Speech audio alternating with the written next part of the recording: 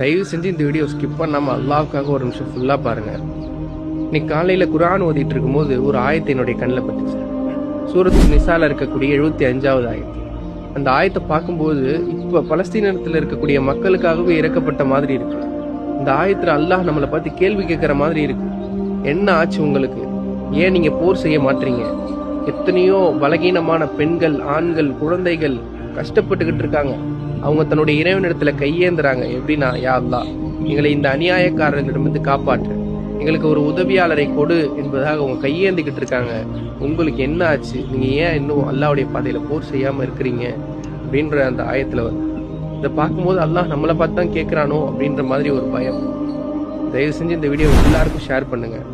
அந்த பலஸ்தீன பெண்கள், குழந்தைகள், ஆண்கள் எல்லாரையும் நம்ம வீட்டில் ஒரு ஆளா நினைச்சு அவங்களுக்காக ஒவ்வொரு தொழுகையிலையும் இன்ஷா அல்லாஹ் துவா செய்யுங்க. ஒவ்வொரு வக்துக்கு பின்னாடியும் துவா செய்யுங்க. அதே போல வரக்கூடிய 2ஆம் தேதி தமிழகம் முழுக்க இந்த பலஸ்தீன குழந்தைகளுக்காகவும் மக்களுக்காகவும் ஒரு நாள் நோன்பு வைத்து 2ஆம் தேதி நோன்பு வைத்து அன்னைக்கு துவா செய்கிறார்கள். அதே போல நம்மளும் 2ஆம் தேதி நோன்பு வச்சு அந்த குழந்தைகளுக்காகவும் கஷ்டப்படக்கூடிய மக்களுக்காகவும் கண்டிப்பாக துவா செய்யணும்.